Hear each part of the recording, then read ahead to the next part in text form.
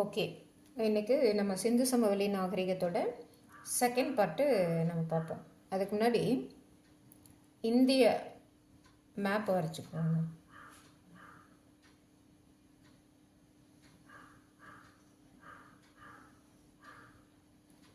கொஞ்சம் சிரமமாக வரையிறதுனால India map ஏதோ மாதிரி இருக்குது. ஓகே, பரவாயில்ல.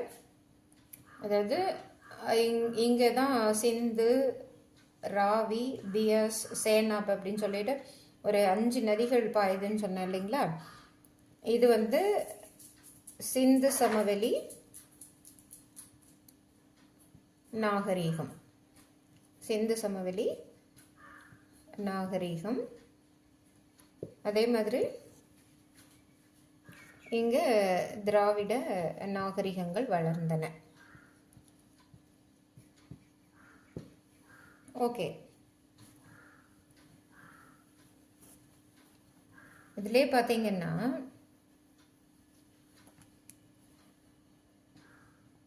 எழுத்துகள் பற்றியும் பார்த்தோம். இதுக்கு முன்னாடி பார்ட்டில் எழுத்துகள் பற்றியும் பார்த்தோம். இது இயற்கை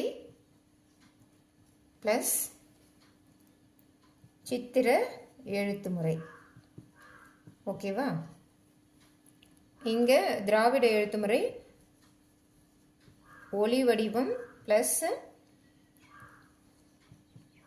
வரி வடிவம்.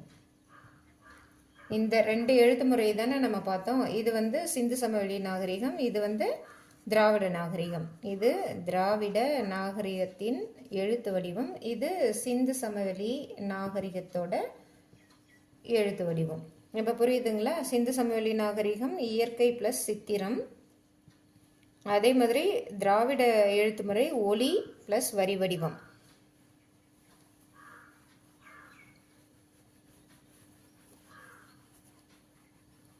இது ஸ்ட்ரைக் அவுட் பண்ணுறதுக்கு கொஞ்சம் டைம் ஆகுது, பரவாயில்ல. இது இந்த மாதிரி தான் விலக்கி ஆகணும். எக்ஸ்ப்ளனேஷன் இது வேறு எந்த மாதிரியும் கொடுக்க முடியாது. ஓகே, இப்போது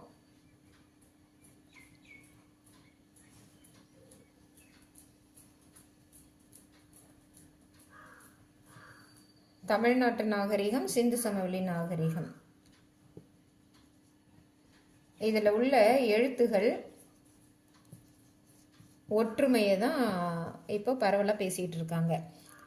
சிந்து சமவெளி அண்டு திராவிட நாகரிகங்கள். இதுக்கு முன்னாடி இங்கே வந்து இந்தோ கிரீக் நாகரிகம் சொல்லிட்டு இருந்தது இல்லைங்களா. இந்தோ கிரேக்க நாகரிகம், இதுவும் நம்ம தெரிஞ்சுக்கணும். அதே மாதிரி இங்கே நம்ம தாய்லாந்து,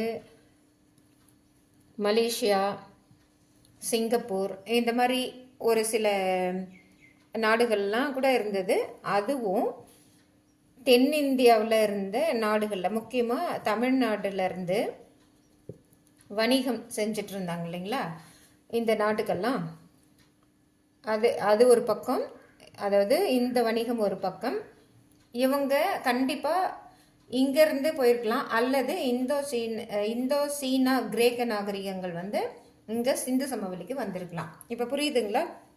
அதாவது திராவிட நாகரிகத்தில் தமிழ்நாடு முக்கியமாக இந்த அயல் நாட்டுக்கெல்லாம் வணிகம் செய்கிறதுக்காக போயிருக்காங்க. அதே மாதிரி சிந்து சமவெளி மக்கள் இங்கே போயிருக்கலாம். இந்த அதாவது இந்த வணிகம் செஞ்சதற்கான ஆதாரங்கள் எதுவுமே கிடையாது. அதே மாதிரி இந்தோ சீன கிரேக்கர்கள் வந்து இங்கே வந்திருக்காங்க, கண்டிப்பாக வந்திருக்காங்க. அவர்களை ஆரியர்கள் அப்படின்னு சொல்கிறோம். இப்போ வந்துருச்சுங்களா, ஆரியர் அண்டு திராவிடம்.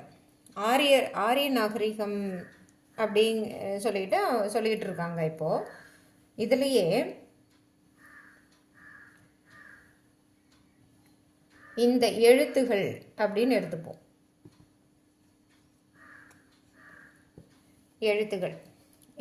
எழுத்துகள் எப்படி இருந்தது அப்படின்னு பார்ப்போம். இந்த மேப்பை எடுத்துடலாம்.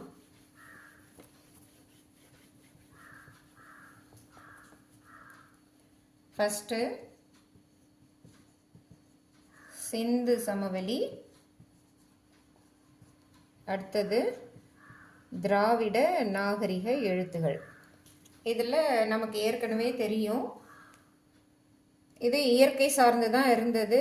அதாவது 6 வரைஞ்சிருப்பாங்க, அதே மாதிரி மர இழைகள் வரைஞ்சிருப்பாங்க, கற்கள் எல்லாம் ரீகால் ஆகுதா உங்களுக்கு? அதே மாதிரி ஒளி வடிவம் ஆங்கிறது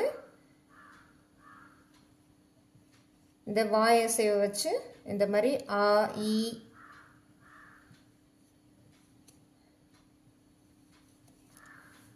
இந்த ஒளி வடிவமோ வரி வடிவமோ இது வந்து சித்திர எழுத்து முறை, இது ஒளி வடிவ முறை. ஓகேங்களா? இது எப்படி வளர்ச்சி அடைஞ்சது, இந்த திராவிட எழுத்துக்கும் சிந்து சமவெளி நாகரிக எழுத்துக்கும் என்ன சம்பந்தம் அப்படின்னு தான் கேட்குறாங்க. அதுக்கு முன்னாடி நம்ம என்னென்ன எழுத்துகள் பார்ப்போம். இப்போ இருக்கிற எழுத்து, இதுக்கு முன்னாடி இருந்த எழுத்தெல்லாம் நம்ம கண்டிப்பாக பார்த்தே ஆகணும். எப்படின்னா, பாறை கல்வெட்டுகளில் எழுதியிருக்காங்க. நமக்கு முன்னாடி நம்மெல்லாம் அதாவது பேப்பர்ஸு புக்ஸ் எல்லாம் வச்சு எழுதுகிறோம் இல்லைங்களா, அதுக்கு முன்னாடி கல்வெட்டுகளில் எழுதியிருக்காங்க. கல்வெட்டுகளில் எழுதியிருக்காங்க. அதுக்கும் முன்னாடி ஓலைச்சுவடி, இது வந்து ஓலைச்சுவடி.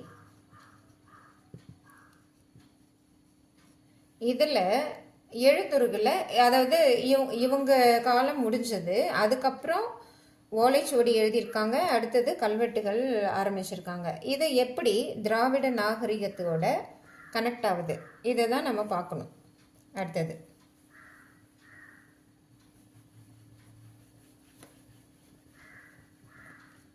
இப்போது சித்திர எழுத்து எப்படி வந்திருக்கும் அப்படின்னு சொல்லிட்டு நான் சொன்னேன் இல்லைங்களா. சித்திர எழுத்து அதாவது 1 1 1 1, ஒரு 4 1 சேர்ந்ததுன்னா ஒரு ப்ளஸ்ஸு. இந்த 1 இன்னும் 2 1 எடுத்துக்கோங்க, அப்புறம் 0 போடுங்க, இங்கே ஒரு 3 1 போடுங்க. இந்த சித்திர எழுத்து முறை வந்துருச்சுங்களா. இங்கே பாருங்கள், திரும்ப கூட வரைகிறேன். சித்திர எழுத்து முறையில் இப்படி ஒரு 1, இல்லைன்னா சின்னதாக எழுதியிருப்பாங்க, அதையே கொஞ்சம் நீட்டமாக எழுதி பார்ப்போமே அப்படின்னு சொல்லிட்டு தான் இந்த வடிவம் வந்திருக்கோம். அடுத்தது இங்கே எழுதியிருப்பாங்க, அடுத்தது இங்கே வந்திருக்கோம். இதையே இன்னொரு வடிவமாக கொண்டு வந்திருப்பாங்க. அதாவது இதை மட்டும் தனியாக பாருங்கள்.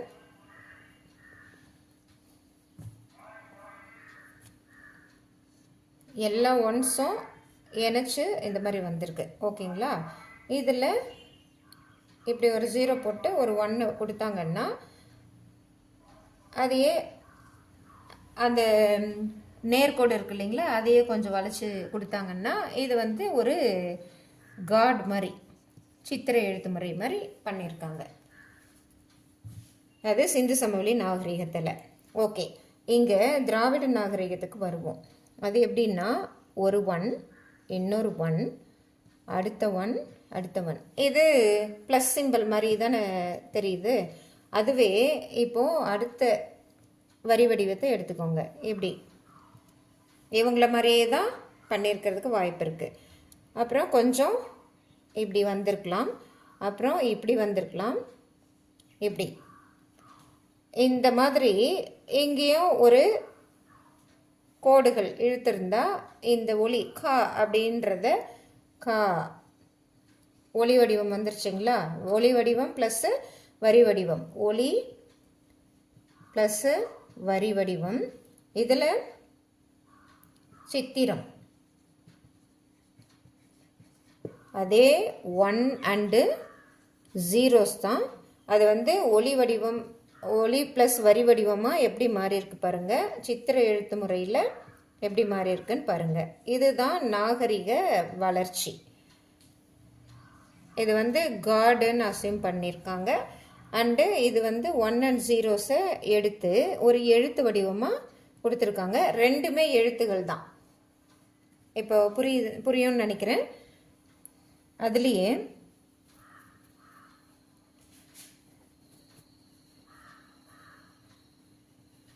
இப்போ இந்த சித்திர எழுத்து முறை, ஒளி வரி வடிவம் எல்லாம் உங்களுக்கு தெரிஞ்சிருச்சு. ஓகே, எழுத்துருக்கல்ல. அடுத்தது நான் சொன்னேன் இல்லைங்களா, ஃபஸ்ட்டு ஓலைச்சுவடியில் எழுத ஆரம்பிச்சிருக்காங்க. அடுத்து வந்து இந்த சிந்து சமவெளி நாகரிகத்துக்கு திராவிட நாகரிகம் இந்த வரலாறெல்லாம் நமக்கு இன்னமும் ஆதாரத்தோடு நிரூபிக்கப்படலை. இருந்தாலுமே ஓலைச்சுவடிகளில் சங்க காலத்தில் எழுதியிருக்காங்க இல்லைங்களா, அது எப்படி எழுதியிருப்பாங்க? இந்த ஓலைச்சுவடியில் ஆணி வச்சு தான் எழுதியிருப்பாங்க. கண்டிப்பாக ஆணி வச்சு தான் எழுதியிருப்பாங்க. இந்த கூர்மையான முனை இருக்குது இல்லைங்களா, இங்கே எழுதணும். இப்போது அந்த வரி வடிவத்தையே எடுத்துக்கோங்களேன். இந்த சிந்து சமவெளி நாகரிகத்தை விட்டுருங்க, இங்கே தான் வரும். சங்க காலத்தில் ஒரு ஓலையில் எப்படி எழுதியிருப்பாங்க, ஆணியை வச்சு எப்படி எழுதியிருப்பாங்க அப்படின்னு பார்ப்போம். இப்போது இந்த கூர்மையான வடிவம் அது வந்து கொஞ்சம் அழுத்தி எழுதும் போது, இப்போ இந்த ஒரு 1 இந்த ஒரு 1 அது கொஞ்சம் ஈஸியாக எழுதியிருக்க முடியும். அப்புறம் இங்கே ஒரு 1 இங்கே ஒரு 1 போட்டிருப்பாங்க. இங்கே நடுவில் கொஞ்சம் அழுத்தம் கொடுத்ததுனால அங்கே கொஞ்சம் ஹோல்ஸ் வந்திருக்கலாம். ஓகே, அதையே கொஞ்சம் யோசனை பண்ணி கற்பனையில் இப்படி எடுத்திருப்பாங்க. அது அடுத்தது எப்படி எழுதியிருப்பாங்கன்னா இப்படி தான் எழுதியிருக்கணும், எதையும் எடுக்காமல். ஆணியில் எழுதுகிற மாதிரி அசிம் பண்ணுங்க, கற்பனை பண்ணுங்க. இதுதான் ஒரு ஓலைச்சுவடி.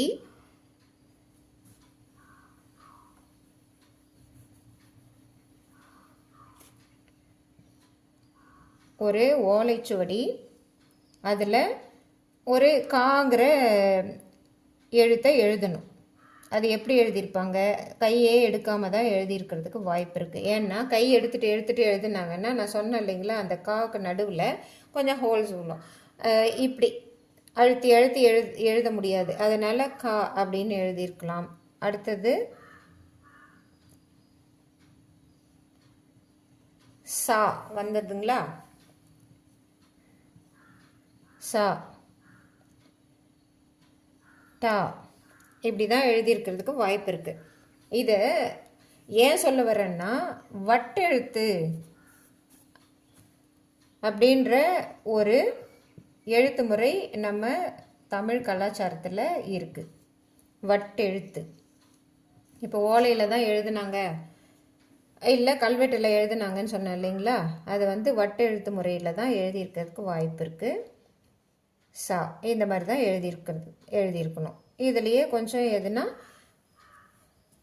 இந்த அதாவது எழுதும் போது வேறு எதுனா சிம்பிள்ஸ் கூட எடுத்துன்னு வந்து இந்த எழுத்துக்கள்லாம் வளர்ச்சி அடைந்திருக்கிறதுக்கு வாய்ப்பு இருக்குது. கண்டிப்பாக இந்த வட்ட எழுத்துங்கிறது எப்படி வந்தது அப்படிங்கிறது நம்ம பார்த்துட்டோம். ஓலைச்சுவடியில் எழுதும் போது, அதாவது ஓலைச்சுவடியில் எழுதும் போது வட்டெழுத்து முறையில் தான் நம்ம எழுதியிருக்கோம். நம்ம மூதாதையர்கள் எழுதியிருக்காங்க. அதாவது ஆணி வச்சோ ஏதோ ஒரு இரும்பு வச்சோ எழுதும் போது இந்த ஓலை டேமேஜ் ஆகாமல் எழுதுறதுக்காக வடிவமைக்கப்பட்ட எழுத்து முறை தான் இதெல்லாம்.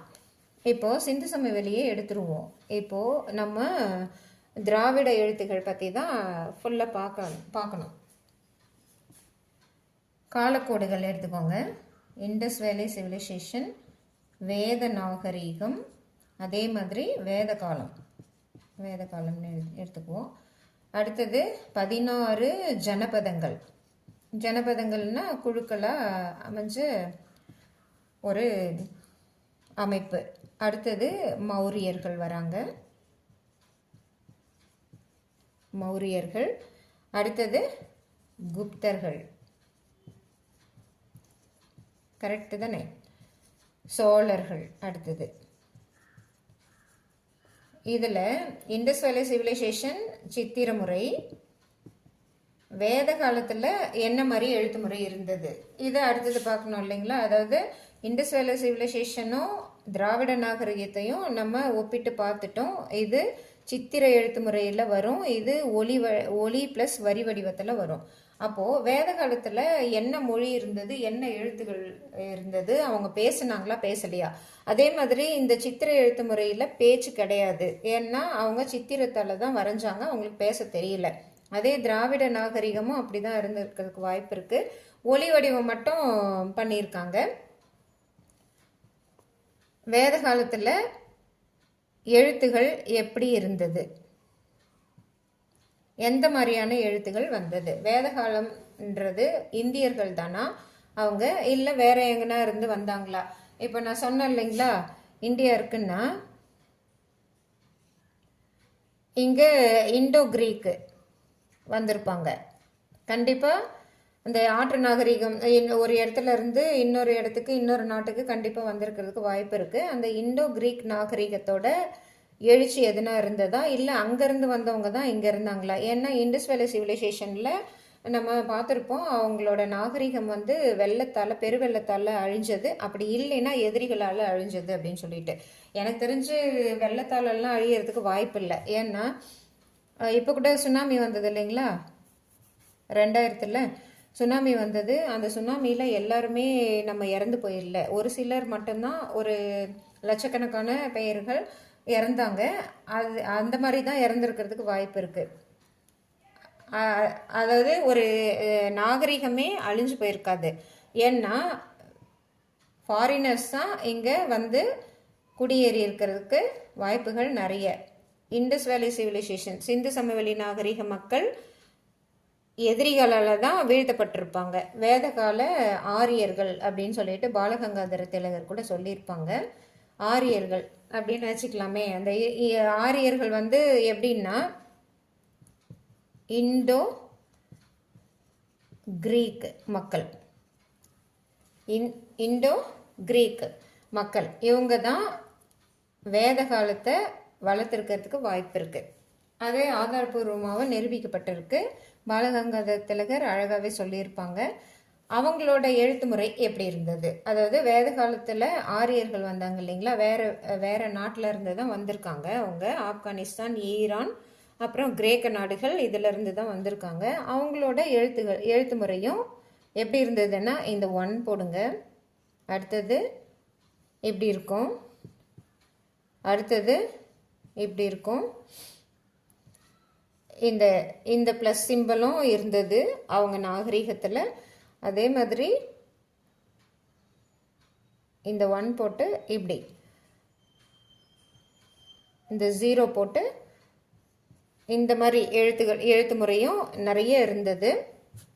இன்னும் கொஞ்சம் கிளியராக தெரிகிற மாதிரி எழுதுகிறேன் பாருங்கள்.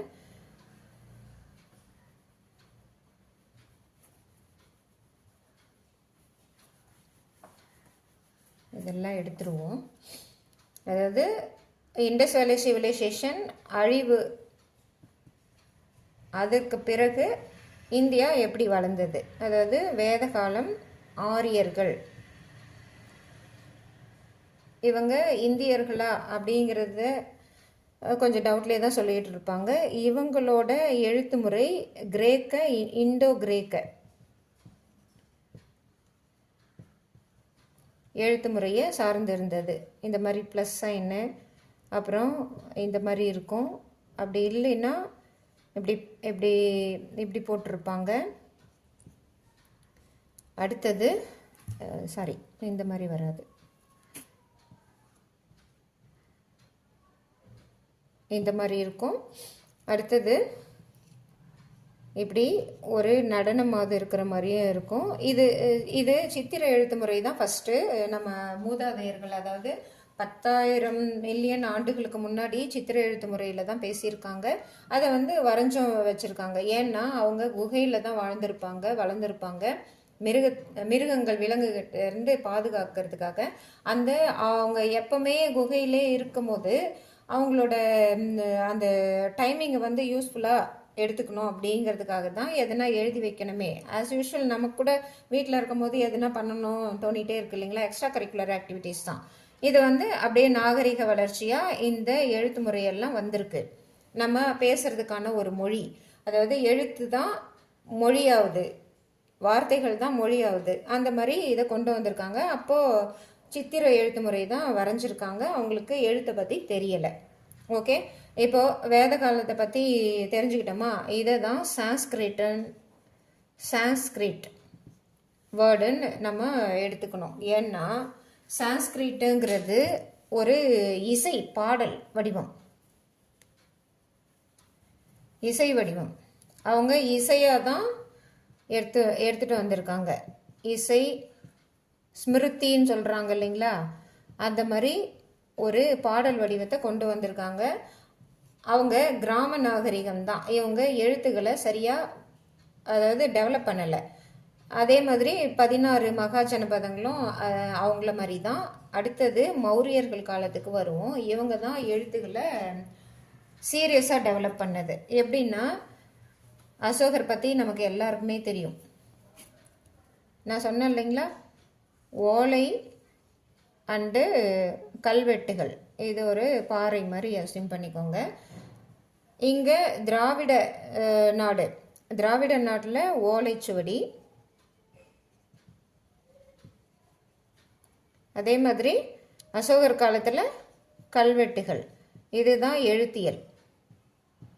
கல்வெட்டுகள் அதாவது இது சங்க காலம். நம்ம இப்போ கம்பேர் பண்ணுறதே இண்டஸ் வேலி சிவிலைசேஷனுக்கும் திராவிட நாட்டுக்கும் என்ன ஒற்றுமை அப்படின்னு சொல்லிட்டு தான் பார்த்துட்ருக்கோம். ஆஸ் வெல் அஸ் நம்ம ஓலைச்சுவடிகளையும் சங்க காலத்தையும் கொஞ்சம் தெரிஞ்சுக்கிறது நல்லது. இப்போது இந்த டைம் லைனில் பாருங்கள், கல்வெட்டியல் அப்படின்னு சொல்லிட்டு ஆரம்பிச்சிருக்காங்க. அது ஏன் எடுத்தாங்கன்னா அசோகரோட ஆணைகளை கல்லில் வெட்டினாங்க. அது ஒரு பெரிய மாற்றம் இல்லைங்களா. இப்போ கூட நம்ம சிஎம்பிஎம் எல்லாம் எதனா ஒரு ஆர்டர் போட்டாங்கன்னா நமக்கு வந்து அது பேப்பர்ஸில் வருது. அந்த மாதிரி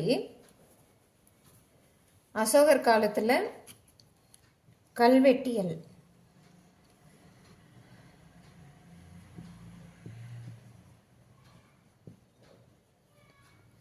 இதில் ஆணைகளை அப்படியே இருக்கணும் அப்படிங்கிறதுக்காக பண்ணாங்க. அவங்களும் இந்தோ கிரேக்கு எழுத்து முறையை தான் பயன்படுத்தினாங்க. இந்த மாதிரியெல்லாம் இருக்கும் அவங்களோட எழுத்து முறை, இந்த மாதிரி தான் அமையும், இந்தோ கிரேக். அதே மாதிரி குப்தர்கள் காலம், குப்தர்கள் காலம்னு எடுத்துக்குவோம். அவங்க நாணயத்தில் எழுத்து முறையை வடிவமைச்சிருப்பாங்க. எப்படின்னா அரசனோட உருவம் இங்கே இருக்கும், அவர் கையில் வாள் இதெல்லாம் இருக்கும். அதே மாதிரி அந்த எழுத்து முறை சொன்னேன் இல்லைங்களா, இந்த மாதிரியெல்லாம் இருக்குது.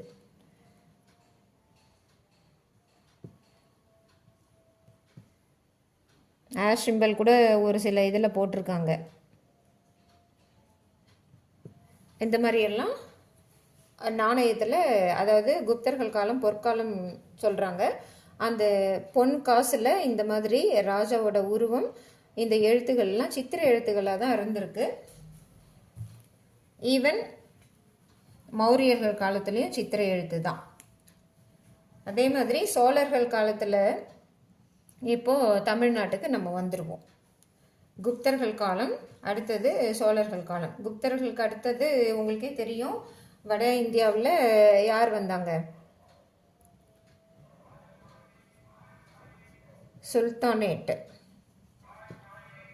டெல்லி சுல்தானியர்கள். அவங்களும் காசுகள்லாம் எடுத்துகிட்டு வந்தாங்க.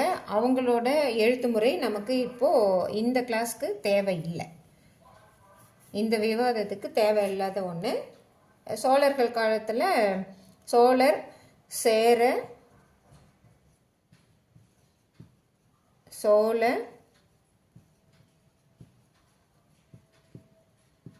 பாண்டியர். இப்போ பாருங்கள், அந்த டைம் லைனு வித் எழுத்தோட டைம் லைனு இது எல்லாமே இங்கே வந்துடும்.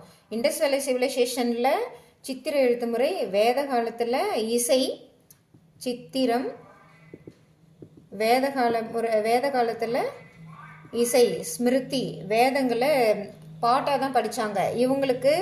அவங்களுக்கு பேசவும் தெரியாது, பாடவும் தெரியாது. ஆனால் இவங்க வந்து பேசவும் பாடவும் செஞ்சாங்க. அதே மாதிரி 16 மகாஜனபதங்களும் இதே மாதிரி தான் வேதங்களை இன்னும் கொஞ்சம் டெவலப் பண்ணாங்க அவங்க. மௌரியர்கள், குப்தர்கள் காலத்தில் எழுத்து முறை பாறை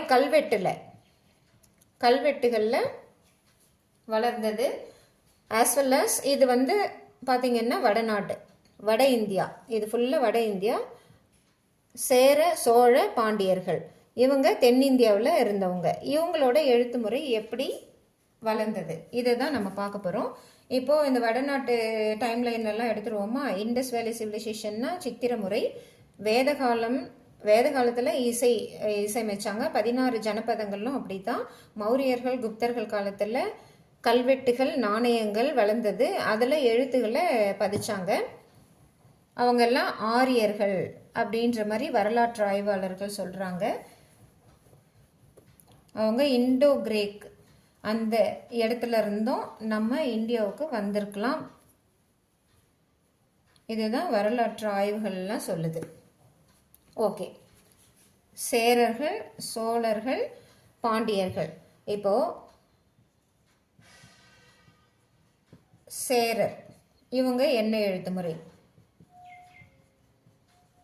சோழர் இவங்க என்ன எழுத்து முறை, பாண்டியர்கள் இவங்க என்ன எழுத்து முறையில் எழுதினாங்க, அவங்க மொழி எந்த மொழியாக இருந்தது அப்படின்னு சொல்லிட்டு பார்ப்போம். இவங்க எல்லாமே சங்க காலம் தானே. இந்த வரலாறுனாவே சில பேருக்கு வந்து அந்த டைம்லைன்னா ரொம்ப பயம். ஆனால் இங்கே வந்து அந்த மாதிரி நம்ம பார்க்க வேண்டிய அவசியம் இல்லை. சேரர், சோழர், பாண்டியர் இவங்க மூணு அரசர்களுமே சங்க காலத்தில் இருந்தவங்க. அவங்க எல்லாருமே ஓலைகளில் தான் எழுதியிருக்கிறதுக்கு வாய்ப்பு இருக்குது. நம்ம எழுத்து முறை தான் பார்த்துட்ருக்கோம். இவங்க எல்லாருக்குமே ஒரே எழுத்து முறை தான் இருந்தது.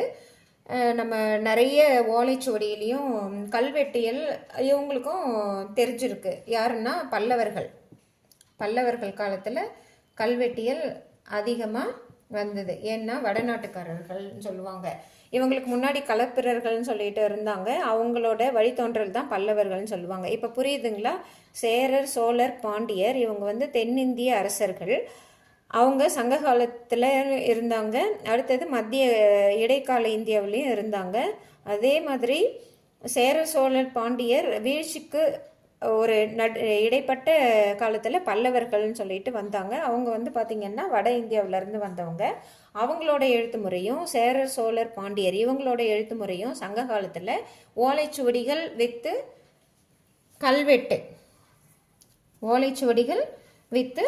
கல்வெட்டு இது இரண்டிலுமே தான் இருந்தது. ஓலைச்சுவடி ப்ளஸ் கல்வெட்டுகள் வந்து பல்லவர் காலம், இவங்களது ஓலைச்சுவடிகள். இப்போ புரியுதுங்களா? சேரர், சோழர், பாண்டியர் இவங்க சங்க காலத்தில் ஓலைச்சுவடியில் எழுதிட்டு இருந்தாங்க. எழுத்து வடிவத்தை டெவலப் பண்ணிகிட்டு இருந்தாங்க. அதே மாதிரி பல்லவர்கள்ன்றவங்க அவங்க இருண்ட காலத்துக்கு அப்புறம் வந்து ஒரு அரசர்கள் அப்படின்னு தான் எடுத்துக்கணும். இவங்க வட இந்தியாவிலேருந்து வந்தவங்க. இவங்க தென்னிந்தியர்கள் கிடையாது. இதுவும் ஆதாரத்தோட வரலாற்றில் விளக்கப்பட்டிருக்கு. இப்போது நம்ம சேரர், சோழர், பாண்டியர், பல்லவர் இவங்களோட எழுத்து முறை வித்து ஓலைச்சுவடி, கல்வெட்டியல் இது மூலயமா தான் நம்ம பார்க்க போகிறோம்.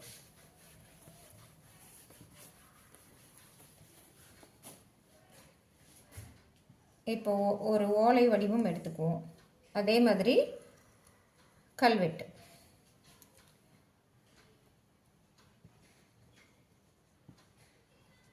ஓலைச்சுவடி, கல்வெட்டு. ஓகேங்களா? இந்த ஓலையில் அவங்க ஒரு எழுத்தை எழுதணும். இப்போ நான் சொன்னேன் இல்லைங்களா, 1 இன்னொரு 1 இது ப்ளஸ் சைனு. அதே கல்வெட்டியலில் அதே எழுத்தை தான் எழுதியிருப்பாங்க. கொஞ்சம் செதுக்கிற மாதிரி இருந்திருக்கும். இது வந்து ஆணி வச்சு எழுதியிருப்பாங்க. இதுவே உளி இருந்திருக்கும். இதை வச்சு தான் இது ஆணி, எழுத்தாணி, இது உளி. செதுக்கியிருப்பாங்க. ஓகேங்களா? இது எப்படி எழுதியிருப்பாங்கன்னா, இப்படி ஒரு கோடு ஈஸியாக போட்டுடலாம், இப்படி ஒரு கோடு ஈஸியாக போட்டுடலாம். அதே மாதிரி சிந்து சமவெளி நாகரிக எழுத்துன்னு சொன்னேன் இல்லைங்களா, அந்த எழுத்தில் இதை கொஞ்சம் நீட்டி பார்ப்போமே, என்லார்ஜ் பண்ணி பார்ப்போமே அப்படின்னு சொல்லிட்டு பண்ணி, அந்த ஒலி வடிவம் சொன்னேன் இல்லைங்களா, கா அப்படின்னு கொண்டு வந்திருக்கலாம். அதை எப்படி எழுதியிருப்பாங்கன்னா, எந்த டேமேஜும் அந்த ஓலைக்கு, அந்த ஓலைச்சுவடிக்கு எந்த டேமேஜும் வராமல் இந்த மாதிரி எழுதியிருக்கணும். அதே மாதிரி பாறை கல்வெட்டில் செதுக்கும் போது இதை ஃபஸ்ட்டு, இல்லைன்னா எதை செதுக்குறாங்களோ இங்கே நடுவுலலாம் கொஞ்சம் ஹோல்ஸ் மாதிரி இருக்கும், அந்த இதை வந்து இப்படி தான் செதுக்கியிருப்பாங்க. இப்போ வந்துருச்சுங்களா? இதை தான் வட்டெழுத்துன்னு சொல்கிறாங்க. இப்போ வட்டெழுத்துன்னா என்னன்னு தெரிஞ்சிருக்கும்னு நினைக்கிறேன். இது சித்தன்ன வாசலில் நிறைய இருக்குது. சித்தன்ன வாசல் போனீங்கன்னா பாருங்கள். அப்போது அதாவது வட இந்தியர்கள், தென்னிந்தியர்கள் எல்லாருமே அந்த அரசாட்சி புரிந்த அரசர்கள் வட இந்தியாவிலேருந்து தென்னிந்தியாவை ஆக்கிரமிப்பு செஞ்ச போது இந்த சித்தன்னவாசல் ஓவியங்கள், எழுத்துகள் எல்லாமே வட்டெழுத்து, அதாவது பிராமிங்கிற எழுத்தும் நம்ம தமிழ் எழுத்தும் ஒன்றா சேர்ந்து தான் வட்டெழுத்து. வட்டெழுத்துன்னா அதாவது அந்த காலத்துக்கு ஏற்ற மாதிரி இந்த ஓலையிலையோ இல்லை சுவடியிலையோ எழுதுறதுக்காக தான் இந்த மாதிரி பண்ணியிருக்காங்க. எழுதுனவங்களுக்கு தான் தெரியும் இல்லைங்களா? இப்போது நம்ம பேனாவில் எழுதுகிறோன்னா ஒவ்வொருத்தர் ஒவ்வொரு மாதிரி எழுதுவோம். அதாவது ஒருத்தர் சாட்சி எழுதுவாங்க. இப்போது இந்த ஆவே பார்த்திங்கன்னா இப்படி சாட்சி எழுதுவாங்க. ஒருத்தர் நேராக எழுதுவாங்க. இந்த காவை பார்த்திங்கன்னா இப்படி எழுதுவாங்க. ஒரு சிலர் வந்து இப்படி எழுதுவாங்க, இந்த கோடை போட்டு எழுதுவாங்க. இந்த வட்டெழுத்துங்கிறது ஏன் வந்ததுன்னா, இந்த ஓலைச்சுவடி பாதிக்கப்படக்கூடாது, இந்த கல்வெட்டில் ஈஸியாக நம்ம செதுக்கணும், அதுக்காக தான் அந்த மாதிரி பண்ணியிருக்காங்க. அதே மாதிரி சங்க காலத்தில் நிறைய பாடல்கள்லாம் வந்திருக்கு, நிறைய எழுத்து முறைகள்லாம் அதிகமாக இருந்தது. இருந்தாலுமே எழுத்த வரலாற்றில் நமக்கு எவ்வளோ தூரத்துக்கு கொண்டு வந்திருக்காங்க அப்படிங்கிறது தான் நம்ம இப்போ பார்க்கணும். இப்போ சிந்து சமவெளி நாகரிகத்துக்கும் திராவிட நாகரிகத்துக்கும் என்ன சம்பந்தம் அப்படின்றது தானே நம்ம பார்க்கணும். சிந்து சமவெளி நாகரிகம், திராவிட நாகரிக எழுத்துகள். இப்போ அந்த டைம்லைன் புரிஞ்சதுங்களா? அது புரிஞ்சாதான் இது வந்து புரியும். இதுக்குள்ள ஒற்றுமை என்ன அப்படின்னு சொல்லிட்டு தான் நம்ம இந்த செகண்ட் பார்ட்டில் பார்க்க போகிறோம். என்ன ஒற்றுமையாக இருக்க முடியும்? எல்லாருமே இந்த ஒன்று, இவங்க பாறையில் வரைஞ்சி வச்சுருக்காங்க, ஏதோ ஒரு இந்த வண்ணங்கள் எல்லாம் பூசி வரைஞ்சி வச்சுருக்காங்க. இவங்க ஓலைச்சுவடியிலையும் பாறை கல்வெட்டுலேயும் செதுக்கியிருக்காங்க, ஓகேங்களா? ஆனால் அந்த எழுத்து முறையெல்லாம் ஒரே மாதிரி தான் இருக்குது. இது காவாயிடுச்சு, இது சித்திரம் ஆயிடுச்சு. இதுதானே டிஃப்ரென்ஸு. எதுவுமே டிஃப்ரென்ஸ் கிடையாது இல்லை. இது கண்டிப்பாக ஒற்றுமையாக இருக்கா அப்படின்னு கேட்டால் கண்டிப்பாக கிடையாது. என்னோட கன்க்ளூஷன் இதுதான். ஒற்றுமை வந்து ஒன்றும் கிடையாது. மனித வளர்ச்சியோட ஒரு வளர்ச்சி, எழுத்து வளர்ச்சி தான் இது.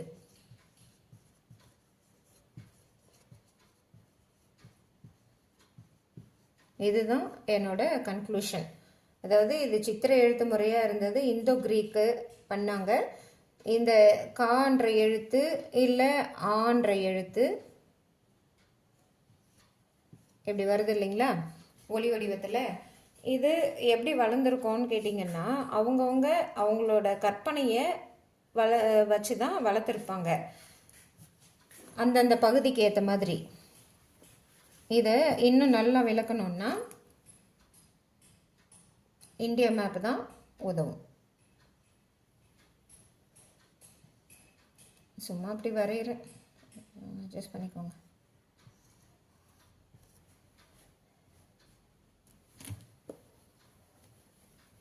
சின்னதாக வரைஞ்சிப்போம்.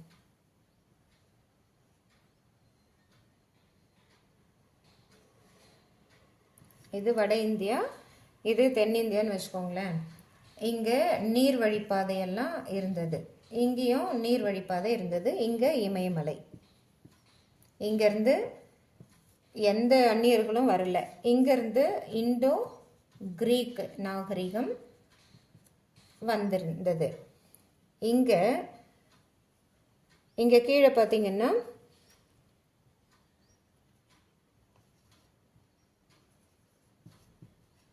திராவிட நாகரிகம். ஓகேவா?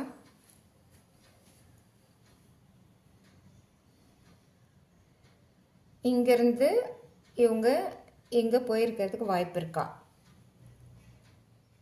சோழர்கள் காலத்தில் ராஜேந்திர சோழன் இங்கே இருக்கிற அதாவது தாய்லாந்து, மலேசியா, இந்தோனேஷியா இந்த நாட்டுக்கள்லாம் போயிருக்காங்க. அவங்களோட எழுத்து முறையும் நம்மளோட கடவுளர்களும் இங்கேருந்து தான் அவங்களுக்கு கொண்டு சென்றிருக்காங்க. ஆனால் நம்ம நம்ம திராவிட நாட்டுக்கு இங்கே வட இந்தியாவிலேருந்து யார் யாரெல்லாம் வந்திருக்காங்கன்னா சாளுக்கியர்கள். பொன்னும் பொருளும் தந்தார்கள் அப்படின்னு சொல்லிட்டு சொன்னோம் இல்லைங்களா ஏற்கனவே. சாளுக்கியர்கள் வந்தாங்க. அதே மாதிரி நிறைய பேர் வந்திருக்கலாம். பல்லவர்கள், இவங்க பல்லவர்களுக்கு எதிரிகள் இந்த சாளுக்கியர்கள். சாளுக்கியர்களுக்கு எதிரிகள் பல்லவர்கள். இவங்களும் இங்கே போயிருந்திருக்கிறதுக்கு ஆதாரங்கள் இருக்குது. அப்போது சாளுக்கியர்கள் வந்து சோழர்களுக்கு பெண் தந்தாங்க அப்படின்னு சொல்லிட்டு நான் ஏற்கனவே சொல்லியிருந்தேன். இதுக்கும் எழுத்துக்கும் என்ன கனெக்ஷன் சொல்லிட்டு நீங்கள் கொஞ்சம் திங்க் பண்ணி பாருங்கள். சோழர்கள், சாளுக்கியர்கள், பல்லவர்கள். சாளுக்கியர்களும் பல்லவர்களும் வடநாட்டவர்கள். அதே மாதிரி சோழர்கள் தென்னாட்டவர்கள். இவங்க பொண்ணு எடுத்திருக்காங்க. இவங்களுக்கு எதிரி. ஓகேவா? நரசிம்ம பல்லவன் வந்து சாளுக்கியர்களை அப்படியே துவம்சம் பண்ணார் போயிட்டு. அதே மாதிரி ராஜேந்திர சோழன் இங்கே போயிட்டு நம்மளோட அதாவது விநாயகர் கடவுள் கூட இந்தோனேஷியாவிலலாம் இருக்குது, தாய்லாந்துலலாம் இருக்குது அப்படின்னு சொல்லிட்டு இருக்காங்க. அப்போது இந்த எழுத்து முறை எப்படி, அதாவது திராவிட எழுத்து முறை ஒரு தனி எழுத்து முறையா இல்லை இவங்களோட எழுத்துக்கள்லாம் கலந்துருக்கா அப்படின்னு பார்க்கும்போது அது தனிப்பட்ட எழுத்து முறை. இவங்களுக்கு யாருமே கற்றுத்தரல. அவங்களோட எழுத்து முறையே பார்த்திங்கன்னா எல்லா நாகரிகத்தில் இருக்கிற எழுத்து முறையும் விட வேறுபட்டு இருக்கு. நம்ம தான் தமிழ்நாடு, தமிழ் நாகரிகம் திராவிட எழுத்துகள் கிடையாது.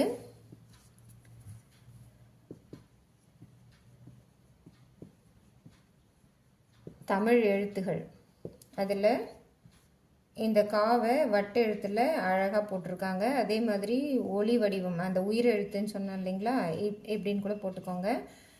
இருங்க, இப்படி வச்சா இங்கே ஒரு கோடு எழுத்தா அதுதான் ஆ. ஆ அதை இப்படி தான் எழுதியிருப்பாங்க. இப்படி ஏன்னா கையே எடுக்காமல் வட்ட எழுத்தில் ஓலை சுவடியிலையும் நமக்கு இப்படி வருது, அவங்க இப்படி தான் எழுதியிருக்கணும். ஏன்னா இப்படி எழுத்தாங்கன்னா அந்த ஓலை சுவடியோ இல்லை கற்பாறையோ கண்டிப்பாக டேமேஜ் ஆகிறதுக்கு வாய்ப்பு இருக்குது. அதே மாதிரி கல்வெட்டுலேயும் எழுதியிருக்காங்க. திராவிட நாகரிகம்ங்கிறது தனிப்பட்ட நாகரிகம்.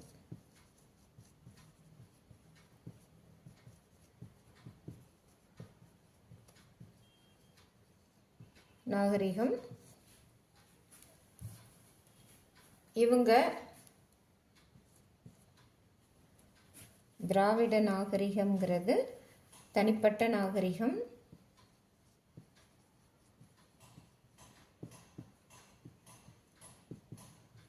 யார்கிட்ட இருந்தும் இவங்க எதையுமே கற்றுக்கல. அதே மாதிரி வட இந்தியாவை ஆண்ட அந்நியர்களுக்கும் நம்ம தனிப்பட்ட நாகரிகத்தில் உள்ள எழுத்துகளுக்கும் எதனா தொடர்பு இருக்குதா அப்படிங்கிறத நாளைக்கு கண்டிப்பாக சொல்கிறேன். கொஞ்சம் வெயிட் பண்ணுங்கள், எல்லாம் ரொம்ப இன்ட்ரெஸ்டாக இருக்கும்.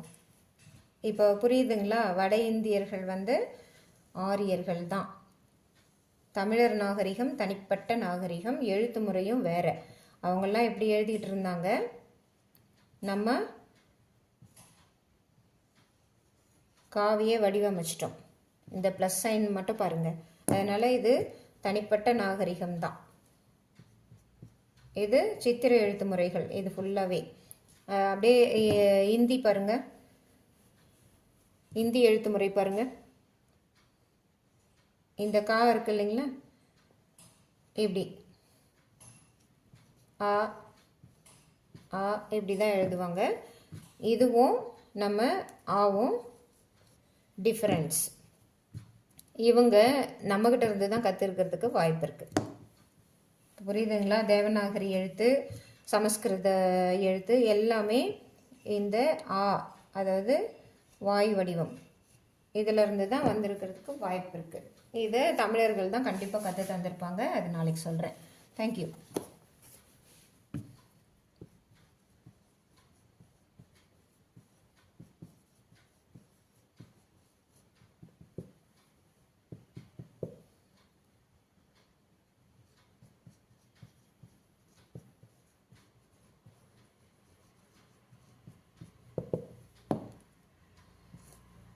ஓகே, இதுவும் எழுத்து தான். தேங்க்யூ.